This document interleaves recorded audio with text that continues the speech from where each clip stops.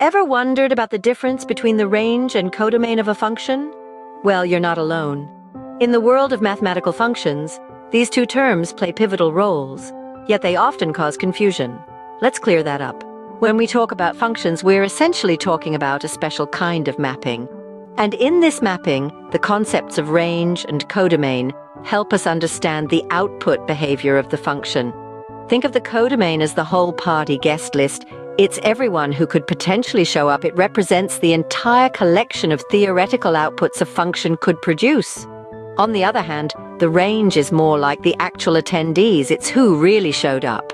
It's the set of values that a function genuinely churns out when we feed it all permissible inputs. Now that we have a basic understanding, let's delve deeper into these concepts. Imagine the codomain as the function's potential output space. It's a bit like the universe of all possible outcomes a function could produce. It's denoted by the letter B, and it's the broader framework within which our function operates. It's like having a toolbox filled with every tool you could ever need. You might not use them all, but they're there if you need them. So, the codomain is our entire universe of possibilities. But what actually happens? Now picture the range as the function's realized output space.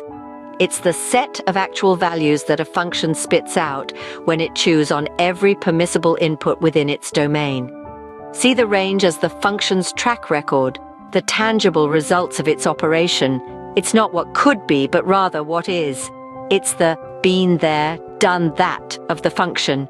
The range, then, is our reality within the universe of the codomain. So how do the range and codomain relate to each other?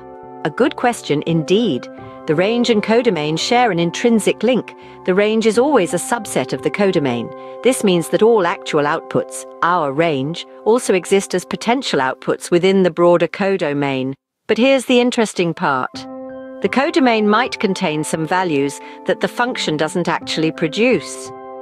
To illustrate, let's consider the function f(x) equals x squared, where the domain and codomain are all real numbers. The range, however, only includes non-negative real numbers, since squaring any real number can't give a negative result. Here the range is a subset of the codomain, but not every value in the codomain is part of the range. This is the key distinction between the two. In essence, while the codomain is full of possibilities, the range shows us what really happens. Let's quickly recap what we've learned today. The codomain is the set of all possible outputs, the complete pool of potential results. The range, on the other hand, is the actual set of outputs, the practical results we get. So while every range is a part of the codomain, not every codomain is the range. It's like the difference between all the fish in the sea and the ones you've caught. And there you have it, the range and codomain, two integral parts of understanding mathematical functions. Thanks for joining us today, and stay tuned for more interesting discussions.